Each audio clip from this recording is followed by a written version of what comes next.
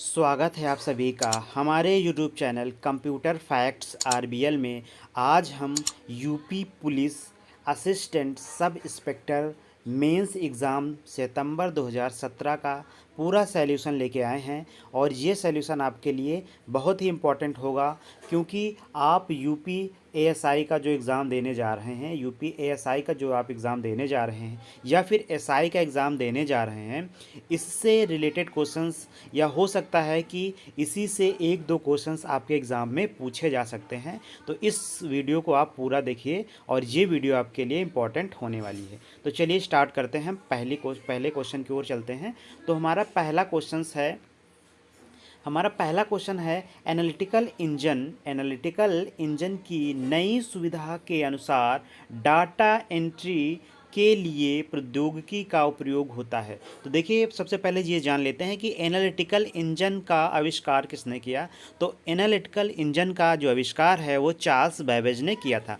अब analytical engine में जो हम स्टोरेज का माध्यम होता था, यानी डेटा को जो हम स्टोर करते थे वो पंच कार्ड में स्टोर करते थे। तो यहाँ पे नई सुविधा के लिए बता रहा है, तो आपको यहाँ पे राइट आंसर क्या लगा देना है, पंच कार्ड लगा देना। क्या लगा देना है, punch card is right answer. अगला क्वेश्चन देख लेते हैं। अगला क्वेश्चन हमारा है कि तीसरी पीढ़ी के कंप्यूटर में प्रयोग होता था, है ना। The third generation computer used, computer में थर्ड जनरेशन में कौन सी टेक्नोलॉजी यूज होती थी। तो वहाँ पे आईसी टेक्नोलॉजी यूज होती थी। कौन सी टेक्नोलॉजी होती थी, आईसी टेक्नोलॉजी जो है आपकी थर्ड जनरेशन में होती थी। और फर्स्ट जनरेशन में क्या होता था, वैक्यूम ट्यूब होती थी। और सेकेंड में क्या होता था, ट्रांजिस्टर होता था। थर्ड में आपका आईसी आता था। ठीक, अगर फोर्थ की बात करें तो फोर्थ में आपका माइक्रो प्रोसेसर आ जाएगा और फिफ्थ में आपका एएसआई आ जाएगा या वीएलएसआई आपका आ जाएगा। तो यहाँ पे इसका राइट आंसर क्या हो जाएगा,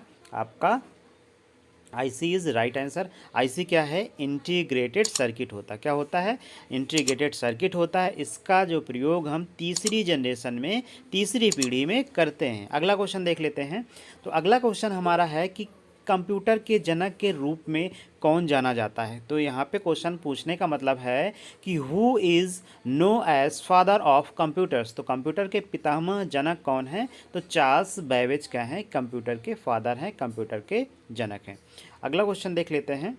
अगला क्वेश्चन हमारा है कि एक एल्गोरिदम डॉट, है ना, या अधिक इनपुट स्वीकार करता है। तो एक जो एल्गोरिदम होता है वो शून्य से अधिक जो है आपका क्या स्वीकार करता है ना, इनपुट स्वीकार करता है। अगला क्वेश्चन देख लेते हैं। तो अगला क्वेश्चन हमारा है कि flow chart are used in, है ना, फ्लो चार्ट का प्रयोग किया जाता है। फ्लो चार्ट का प्रयोग कहाँ पे किया जाता है।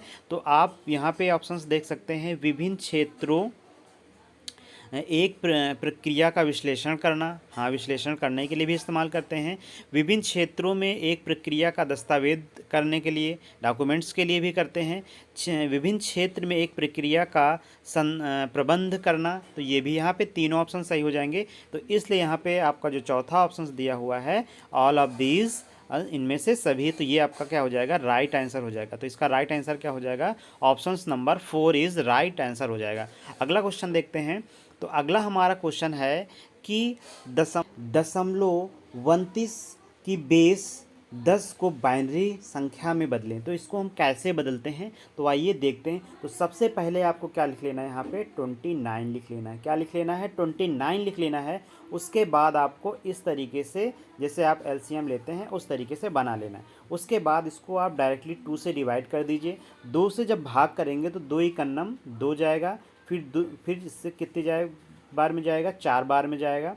ठीक, अब यहाँ पे जब 4 बार में जाएगा तो यहाँ पे देखेंगे कि 2 दूनी 4, यहाँ पे 2 चौके 8, है ना, 2 चौके आउट हो जाएगा। यहाँ पे क्या हो जाएगा, आपका एक शेष बच जाएगा। यहाँ पे क्या बच जाएगा, एक शेष। इसको हम इसी तरीके से यहाँ इसके बगल में लिख लेते हैं। उसके बाद यहाँ से 2 से डिवाइड करेंगे तो कितनी बार जाएगा, 7 बार जाएगा। 7 दूनी 14 होता है। अब यहाँ पे शेष कितना बच रहा है, आपका 0 शेष बच रहा है। यहाँ पे हम 0 शेष लिख लेंगे। अब यहाँ पे 2 से डिवाइड करेंगे तो कितनी बार जाएगा, 3 बार जाएगा। 2 ताई 6, है ना, 2 ताई 6। तो यहाँ पे शेष कितना बचेगा, फिर से 1 बच जाएगा। यहाँ पे 7 है, 2 ताई 6 में जाएगा तो 1 हो जाएगा। अब इसको 2 से डिवाइड करेंगे तो कितनी बार जाएगा, ये 1 बार जाएगा। कितनी बार जाएगा, 2 × 2 2, और यहाँ पे शेष कितना बच जाएगा, 1। तो इसको हम लिखते कैसे हैं, आपको सिंपली कुछ नहीं करना है, जहाँ पे आपको पूरी तरीके से संख्या डिवाइड हो जाए वहाँ पे पॉइंट रख लेना है और ऊपर की ओर आपको क्या कर देना है, एक एरो बना देना है। एरो बनाने के बाद आपको क्या करना है कि सबसे पहले जो आपको नंबर मिले उसको लिख लेना है। तो 1 मिलेगा, उसके बाद फिर ये वाला 1 मिलेगा, फिर आपको ये वाला 1 मिलेगा, आपको लिख लेना है ये वाला 1, फिर आपको ये वाला 0 मिलेगा और फिर ये वाला आपको 1 मिलेगा। ये आपको इतनी संख्या मिल गई। इतनी संख्या मिलने के बाद आप यहाँ पे आंसर को मैच कर सकते हैं। तो हम आंसर को मैच करते हैं तो 11101 आपका ऑप्शन नंबर किस पे है, बी पे है। ये आपका बी हो जाएगा, इसलिए बी आपका क्या हो जाएगा, राइट आंसर हो जाएगा। इसी तरीके से हम बाइनरी नंबर को आसानी से निकाल सकते हैं। अगला क्वेश्चन देख लेते हैं। तो अगला क्वेश्चन हमारा है कि B stand for in hexadecimal. Hexadecimal में बी का अर्थ क्या होता है, बी का अर्थ क्या होता है। तो यहाँ पे हेक्साडेसिमल आप समझ लेते हैं। तो हेक्साडेसिमल 0 से लेके यहाँ पे 9 तक होता है, 0 से लेके 9 तक होता है। उसके बाद यहाँ पे हम ए से स्टार्ट करते हैं, ए बी सी डी और ई, ठीक। फिर उसके बाद एफ, ये इतने होते हैं। तो यहाँ पे इसको हम क्या बोलते हैं, यहाँ पे इसको 10 बोलते हैं और इसको क्या बोलते हैं, 11 बोलते हैं। तो बी का जो वैल्यू हो जाएगी वो क्या हो जाएगी, 11 हो जाएगी। तो 11 is right answer, option number आपका 2 हो जाएगा। अगला क्वेश्चन देखते हैं।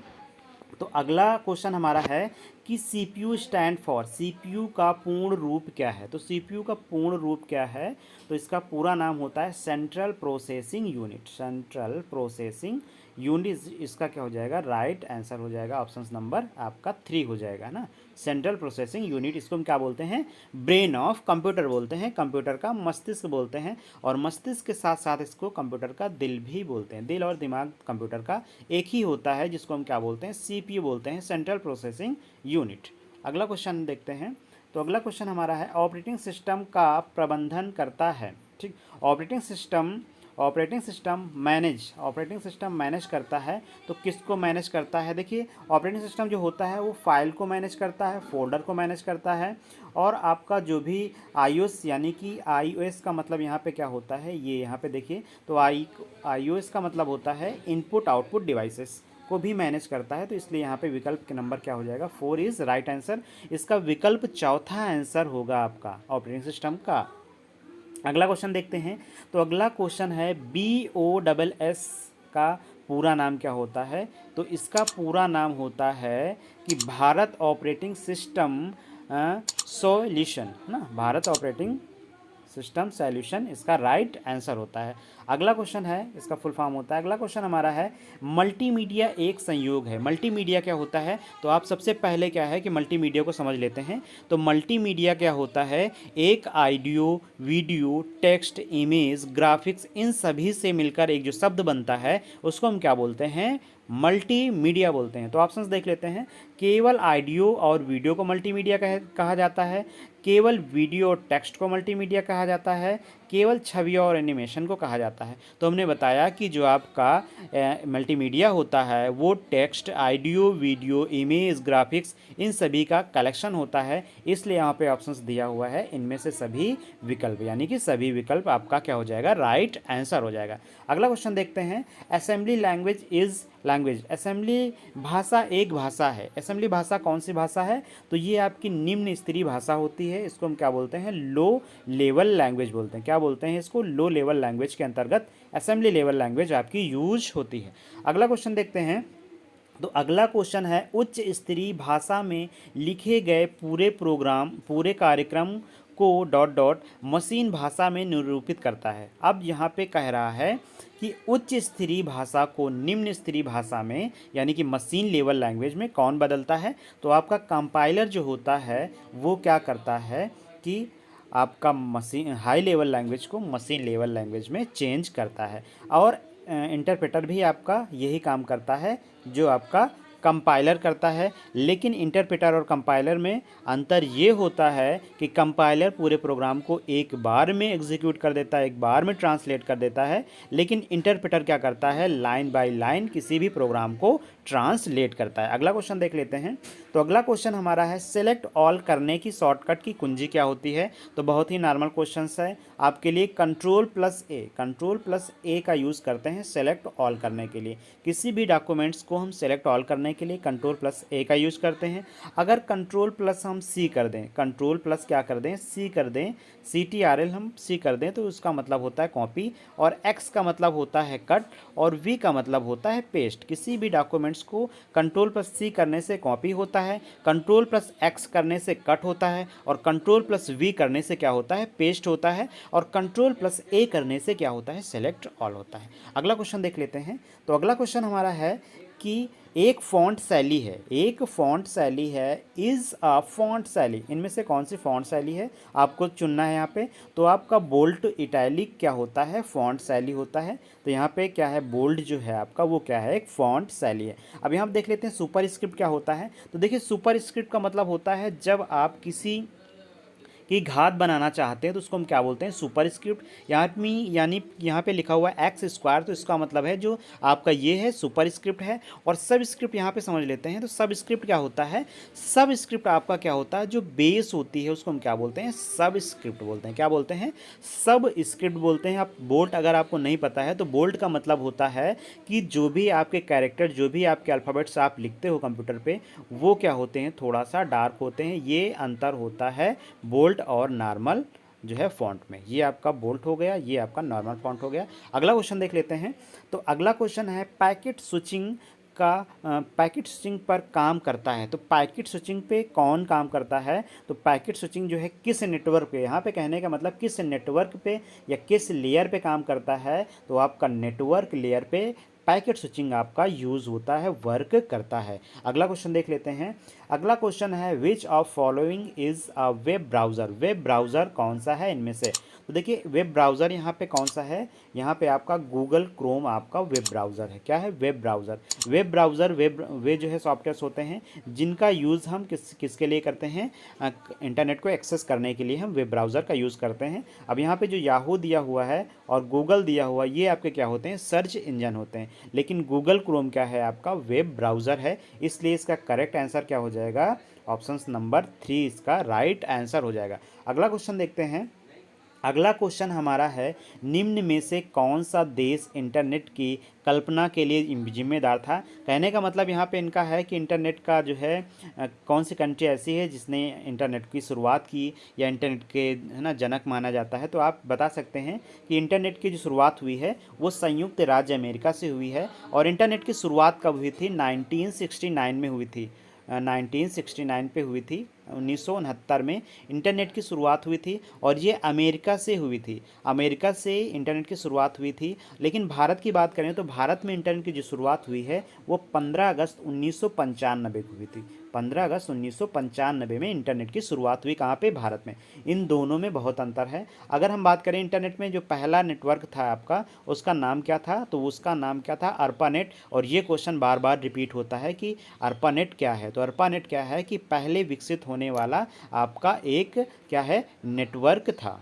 अगला क्वेश्चन हमारा है कि ईमेल ईमेल पते का गलत रूप, ईमेल पते का गलत रूप क्या है। अब यहाँ पे ये आपको देखना है कि ईमेल का कौन सा जो है पता गलत है। तो देखिए ईमेल में हम क्या नहीं यूज कर सकते हैं, ईमेल में जो आपका @ होता है उसको हम एक बार यूज कर सकते हैं।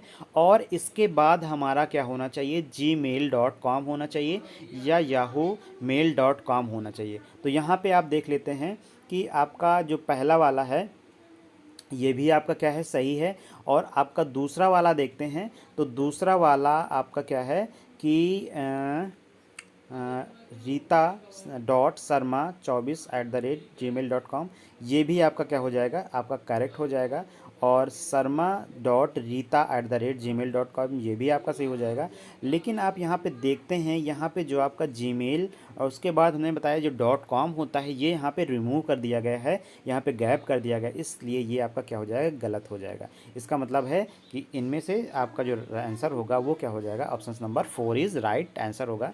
अगला क्वेश्चन हमारा है कि डेटा लिंक परत की उप परतें कितनी होती हैं। तो उप परतें जो हमारी होती हैं वो कितनी होती है, डेटा लिंक लेयर की 2 जो हमारी ऊपरी परत होती हैं। अगला क्वेश्चन देखते हैं, इंटरनेट चलाने के लिए आवश्यक है, इंटरनेट चलाने के लिए हमें किसकी ज़रूरत पड़ती है। तो आपको याद रखना है कि इंटरनेट को चलाने के लिए हमें मॉडेम की आवश्यकता होती है। मॉडेम का फुल फॉर्म होता है मॉड्यूलेटर, डीमॉड्यूलेटर। ये क्या करता है, एनालॉग सिग्नल को डिजिटल सिग्नल में कन्वर्ट करता है, और ये क्या करता है, इंटरनेट आपके कंप्यूटर को टेलीफोन लाइन से जोड़ने का काम भी करता है। ये भी क्वेश्चंस कई बार पूछा गया है कि आपका जो मॉडेम होता है वो टेलीफोन की लाइन को मतलब जोड़ता है या नहीं जोड़ता है। तो आपको क्या बता देना है कि इंटरनेट को टेलीफोन लाइन से जोड़ने का जो वर्क करता है वो क्या करता है, आपका मॉडेम करता है। अगला क्वेश्चन देखते हैं। तो अगला क्वेश्चन हमारा है, CSS का फुल फॉर्म क्या होता है। CSS स्टैंड फॉर, तो इस स्टैंड फॉर क्या होता है, क्रस्ट कोडिंग स्टाइल सीट, इसका क्या होता है, राइट आंसर होता है ऑप्शन नंबर इसका ये कैस्केडिंग स्टाइलिंग सीट, इसका क्या होता है, राइट आंसर होता है। ठीक, हाँ सॉरी, स्टाइलिंग यहाँ पे थोड़ा सा मिस है, ये स्टाइल होगा, ठीक, स्टाइलिंग नहीं होगा, ये वाला ऑप्शन होगा आपका ऑप्शन नंबर आपका 4, ये स्टाइलिंग यहाँ पे लिखा हुआ है। ठीक, इंग्लिश में समझ में आ रहा है। अब अगला क्वेश्चन देखते हैं कि हाइपरलिंक को कनेक्ट करता है। तो हाइपरलिंक को कौन कनेक्ट करता है, वेब पेज आपके क्या होते हैं, हाइपरलिंक के द्वारा कनेक्ट होते हैं। वेब पेज जो होते हैं हाइपरलिंक द्वारा कनेक्ट होते हैं। जब भी हाइपरलिंक का सिंबल बनता है तो आप देखे होंगे कि आपको एक हैंड का जो है वो बन के आ जाता है, एक हैंड इस तरीके से बन के आ जाता है। तो इसका मतलब होता है कि वो क्या है, हाइपर लिंक है। आपका कोई लिंक है, आप उस पेज से उस लिंक से आसानी से दूसरे पेज पे पहुंच सकते हैं। अगला क्वेश्चन देखते हैं कि HTML में टैग हेडर और फुटर में रखा जा सकता है। तो कौन सा रखा जा सकता है, इंस्क्रिप्ट को हम क्या कर सकते हैं, हेडर और फुटर में रख सकते हैं। अगला क्वेश्चन देखते हैं, और ये कंप्यूटर का हमारा लास्ट क्वेश्चन होगा। अब देख लेते हैं कि कीबोर्ड एक है। अरे कीबोर्ड एक है, आपको आसान से पता होगा, आप सभी लोगों को पता होगा कि इसका राइट आंसर क्या होगा कि कीबोर्ड एक है। आपको बताना है इनपुट डिवाइस है या आउटपुट डिवाइस है, या आपका इनपुट था आउटपुट डिवाइस दोनों हो। तो चलिए हमें बता देते हैं कि इसका राइट आंसर क्या होगा। तो इसका राइट आंसर होगा कि कीबोर्ड, माउस, स्कैनर, ये आपके क्या होते हैं, आपकी इनपुट डिवाइस होते हैं। अगर आपको वीडियो अच्छी लगी तो आप हमारे चैनल को सब्सक्राइब कर लीजिए, लाइक कर लीजिए, अपने दोस्तों के साथ ज़रूर शेयर कर लीजिए। हम आपको ASI और SI के लिए इसी तरीके से क्वेश्चंस लाते रहेंगे। तब तक के लिए थैंक यू, जय हिंद, मिलते हैं नेक्स्ट वीडियो में।